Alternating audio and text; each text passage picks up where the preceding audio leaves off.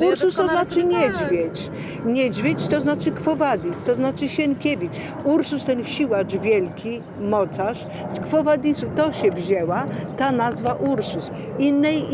Innego wytłumaczenia nie ma. Kto nie pracował nigdy w zakładzie w ogóle przemysłowym, to w ogóle nie wie, że to jest magia. Ja miałam to szczęście, że ja pracowałam z elitą naukowo-badawczą. Trafiłam do Zakładu Doświadczalnego Ciągników Rolniczych. Ja byłam sekretarką w ogóle. Nie było czegoś, czego przypuśćmy mogłam nie wiedzieć. O korespondencji, o dokumentacji. Sekretariat to była szyja. Dyrektorem Zakładu Doświadczalnego był już nieżyjący pan dyrektor Bajdecki, pan dyrektor Szczygieł Henryk i pan Jerzy Wyglądała, główny technolog w randze dyrektora. Miałam do szefów w Ursusie po prostu niesamowite szczęście. To są ludzie, którzy po prostu skończyli studia, nie to ja jestem już inżynier, Bóg, car w ogóle i tak dalej, od podstaw pieli się stanowiskowo coraz wyżej, wyżej, wyżej. To był zakład Perełka. Mam taką estymę, szacunek do nich. Czy oni żyją, czy oni nie żyją, czy oni mają teraz kłopoty, czy nie mają. Nie wiem tego. Ja po prostu nie wiem. Ja po prostu mam szacunek wielki. Wyrażam się o nich w samych superlatywach, bo taka była, w moim pojęciu, taka była prawda. Byłam technikiem chemikiem. Jak przyszłam do kadr, to absolutnie nie ma żadnych miejsc. No a chciałam się zatrzymać tutaj w Ursusie. No podobało mi się, miałam chłopaka, więc coś tam, jakieś plany były. I napisałam list do dyrektora naczelnego. Ówczesnym naczelnym był pan dyrektor Kun. Dostałam pismo z kadr, żeby się zgłosić do kadr. Nie wiem jak, nie wnikam, w każdym bądź razie dyrektor jednak, było to coś, że człowiek mógł gdzieś do kogoś pisać. Czy go ujął mój list? Był bezpośredni, zwyczajny taki. Napisałam, o co mi chodzi i praca się znalazła. Była praca, pracowałam w laboratorium. Ja jestem z wykształcenia inżynierem po Wydziale Mechanicznym Technologicznym, który się wówczas tak nazywał. Jestem obrabiarkowcem, skrawaniowcem. Miałem stypendium fundowane z Ursusa, bo wtedy takie były stypendia. No i oczywiście siłą rzeczy musiałem rozpocząć pracę w Ursusie. Byłem konstruktorem obrabiarek i oprzyrządowania różnego na własne potrzeby Ursusa. Parę rzeczy namalowałem wówczas na desce kreślarskiej. To natychmiast szło do realizacji. Wykonywał dział głównego mechanika, narzędziownia.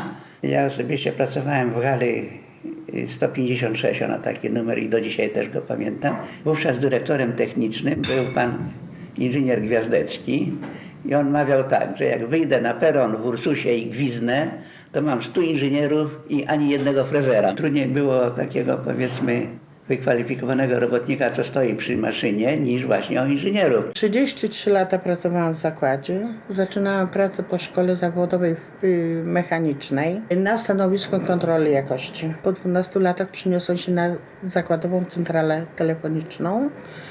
Po 10 latach centrala przerobili na automatyczną, więc ja przyszłam z powrotem do kontroli jakości. Zaczynałam pracę na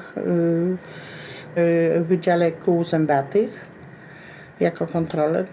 Wszystkie koła i wały do ciągników. Ja byłem kierowcą tutaj, pracowałem woziłem piach do forem na odlewnię. Pracowałem 10 lat. Praca była dobra. Ja zarabiałem, na tamte pieniądze to ile to tam było? Na tysiące. Kiedyś pamiętam, sekretarz na terenie zakładu, ja zarabiałem, przykładowo, tylko przykład daję, 2000, nie? A taki sekretarz miał 4000, nie? A dzisiaj robotnik zarabia 1500, który musi zapracować na to, a biznesmen, który jest w zakładzie, czy stworzył zakład jakiś mały, zarabia 200-300, to jak może być w Polsce dobrze, Jeden ma po uszy wszystkiego, a drugi goły i nagi. Swoją pracę w zakładach rozpoczęłam w 1986 roku. Zgłosiłam się do działu naboru. w zakładach mechanicznych Ursus i zostałam przyjęta na stanowisko młodszy organizator produkcji. Obsługiwałam delegacje zagraniczne, czyli naszym zadaniem to było protokołowanie tych rozmów już tutaj takich bardziej konkretnych, a dyrektor oprowadzał gości po całym zakładzie. No a po południu jeszcze zawsze zapraszana byłam również na obiad i następnie, jeżeli goście mieli życzenie, a mieli czas, to również jakiś tam spacer po Warszawie. Pracowałem na nurze, na tych ciężkich ciągnikach. Jeździłem widlakiem jako tam zaopatrzeniowiec. Ojciec pracował, on chyba 40 czy 45 lat wziął, jak odchodził na emeryturę, pracy w tym jednym zakładzie. Pracował na PC, na tym 330, na tym krajowym. Był zwykłym robotnikiem, brygadzisty. I jeszcze dziadek pracował na odlewni jako traser. Także no, w sumie wielopokoleniowa rodzina. Pracowałam w zakładach Ursusa od 1972 roku. Najpierw na szlifierkach, później na prostowaniu wałków, później na bergerach, którą byłam jedną kobietą. Byłam w telewizji, bo jedyna. Było przerzutu norma 7,5 tony, a robiłyśmy po 16. Razem z panami. Byłam jedyną kobietą. W 1976 roku był ten cała rozruba. To wtedy z bergerów zeszłam na kiosk. To później ja pracowałam na bufecie i później z powrotem na dział ciężki, na te bergery. Byłam jedyną kobietą, która na bergerach pracowała. Śrutownia. Wrzuca się takie piasty, wałki, które na piastach ważyła 29 kg i do bergeru. Także te piasty to dla mnie to była szklanka. Byłam silna, zdrowa. A także ja bardzo kochałam tą pracę w zakładach. Bardzo lubiłam. Stołówkę mieliśmy przepiękną, naprawdę stołówka to była nad stołówki. Naprawdę kochałam tą pracę. Przez 20 przyszło lat pracowałam w zakładach. Powiesić tego, co to zmarnował. Pracę wewnętrzną na Wydziale Kuźni, bo to był Wydział Kuźni, opanowałem dość szybko. No, były spory niekiedy, ale z reguły na tym było, że moja racja była. Nie było takich pustych robót, gdzie wcześniej to było robione. Bardzo dobrze. Ja znalazłem bardzo szybko wspólny język, tak z kierownictwem, jak i z szeregowymi pracownikami. No mówię, ja dość elastyczny byłem zaprawiony do pracy z ludźmi. To nie było dla mnie żadną przeszkodą, bo do jednego trzeba się uśmiechnąć, drugiego zarąbać. I to wszystko się kręciło. Ursus jest częścią Warszawy. Kiedyś był miejscowością, w której produkowano traktory i ten teren tak naprawdę jest polem naszych największych zainteresowań. Kilkadziesiąt hektarów hal, w których pracy znajdowało 18 000 ludzi. To miejsce, które odwiedziłam, przyciągnięte ciekawością, ponieważ mój tata urodził się w Ursusie i to miejsce, ta fabryka, której teraz tak naprawdę możemy oglądać z gliszcza, zaczęły mnie, a potem i nas przyciągać i poszukiwania tych wspomnień wśród byłych pracowników zakładów. Organizacja pierwszego spaceru akustycznego, który opierał się na tych wspomnieniach i przejściu po opuszczonych halach nieczynnych, przyciągnął kilkaset osób, głównie mieszkańców. I też was wtedy, po raz pierwszy do Ursusa. Dla mnie Ursus zawsze był miejscem, które tylko i wyłącznie mijałem pociągiem, ale był zarazem miejscem, o którym miałem poczucie, że dużo wiem, ponieważ jest częścią historii powszechnej.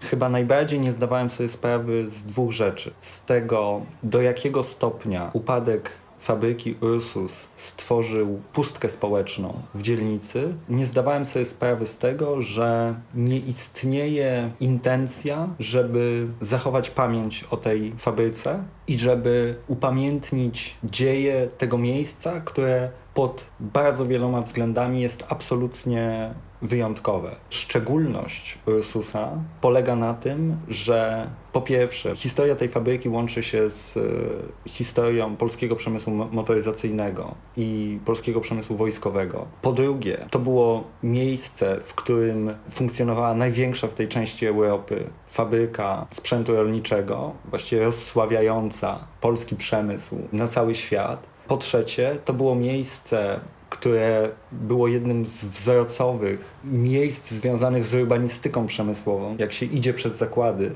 to widać w jaki sposób rozwijał się przemysł od lat 20. aż do końca lat 70. I wreszcie po czwarte, historia Ursusa to jest również historia rodzenia się opozycji demokratycznej w latach 70. To Ursus obok Radomia był tym miejscem, które w czerwcu 76 roku zastrajkowało. Był to strajk udany. Procesy robotników, którzy zastrajkowali, doprowadziły do powstania Komitetu Obrony Robotników. I wreszcie Ursus stanowi bardzo sugestywne egzemplum przemian politycznych i gospodarczych po roku 89, czyli stopniowego rozkładu przemysłu, gospodarki opartej na przemyśle, rozkładu społecznego, etosu pracy, etosu solidarności, ujawniania się z jednej strony różnego rodzaju negatywnych tendencji społecznych, jak nacjonalizm, radykalnie prawicowe postawy, a z drugiej strony jak postawy radykalnie merkantylne czy radykalnie kapitalistyczne. Przez wiele lat toczył się spór o to, co powinno stać się z tymi terenami. Dziś wiemy, że powstanie tam duże osiedle mieszkalne. Mieszkańcy Ursusa są bardzo zróżnicowani. Część Ursusa mieści się przed torami, druga część za torami. Jest stary Ursus i są nowe osiedla, takie jak Skorosze, w których jest najwięcej napływowych mieszkańców. Jest też specjalne osiedle Niedźwiadek, które zostało wybudowane dla pracowników zakładów. Często to są całe rodziny, które pracowały w zakładach. Nie dość, że żyją w tej chwili bez pracy, to żyją w sąsiedztwie ich tego dawnego miejsca. Istniały przedszkola, żłobki, stołówki, przychodnia zdrowia.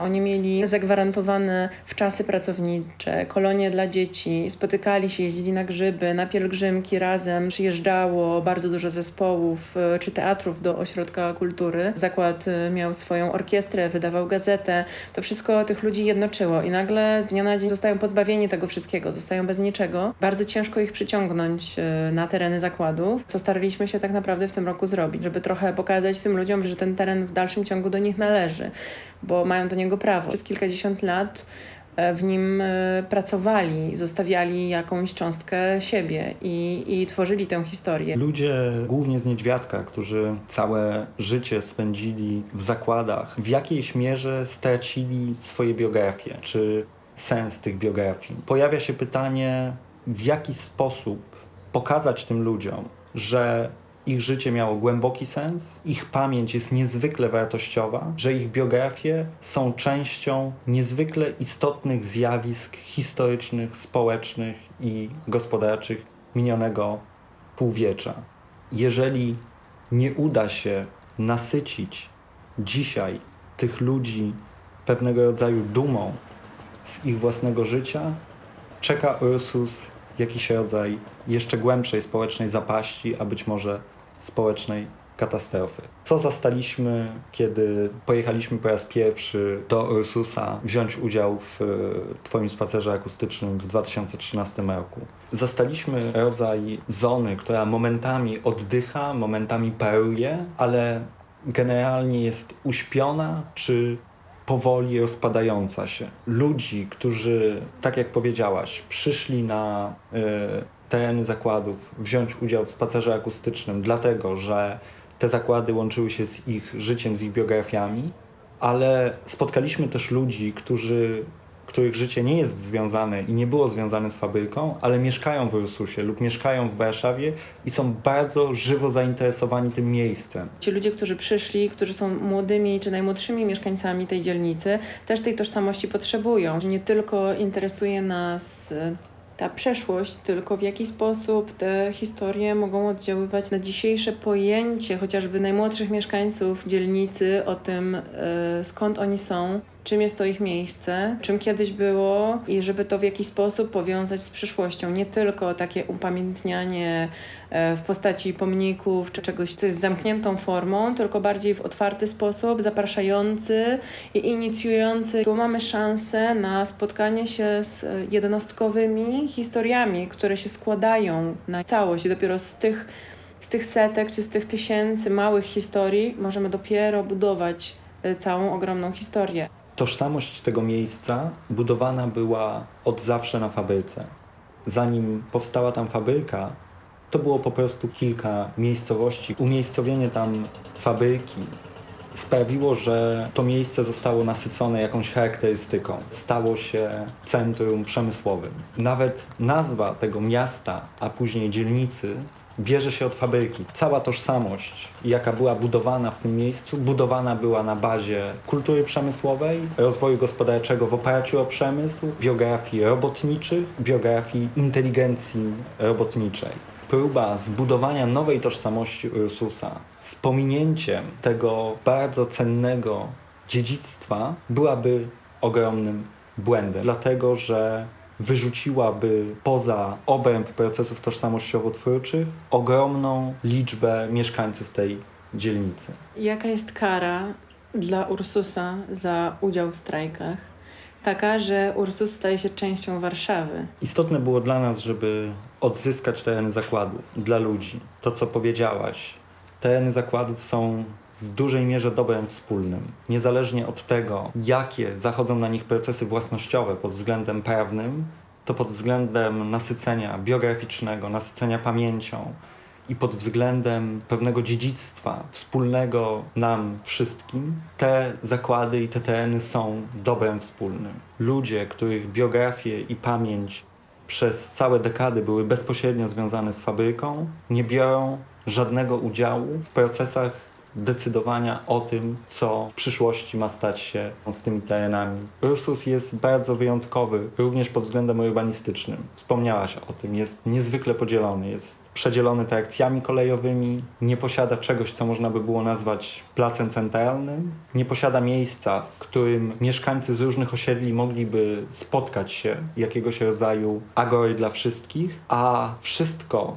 co organizowało się w Ursusie, organizowało się wokół fabryki i terenów zakładów. Prawie 1/4 dzielnicy w tej chwili jest wyłączona, ta najbardziej pulsująca, jakby serce dzielnicy jest wyłączone z dzielnicowego obiegu czy krwiobiegu. Nastąpiła śmierć tych zakładów. Możemy tylko tę pamięć w jakiś sposób magazynować, przechowywać, opowiadać o niej, udostępniać, zachowywać, starać się zbierać te pamiątki, żeby przynajmniej w tej sferze mentalnej to jednak żyło. Dojmującym też uczuciem dla mnie była zgoda byłych pracowników fabryki na jej upadek. Jakiś rodzaj fatalistycznego pogodzenia się z tym, że to, co było, już nie wróci, że tego nie da się na powrót podnieść. Godzimy się na to, że tych zakładów już nie ma, ale domagamy się upamiętnienia tego niemal stulecia ich istnienia tutaj. Ten apel o upamiętnienie jako ostatni akt żałoby po zakładach, która pozwoliłaby tej dzielnicy, tym ludziom, ich potomkom pójść naprzód, wydaje się niezwykle istotny.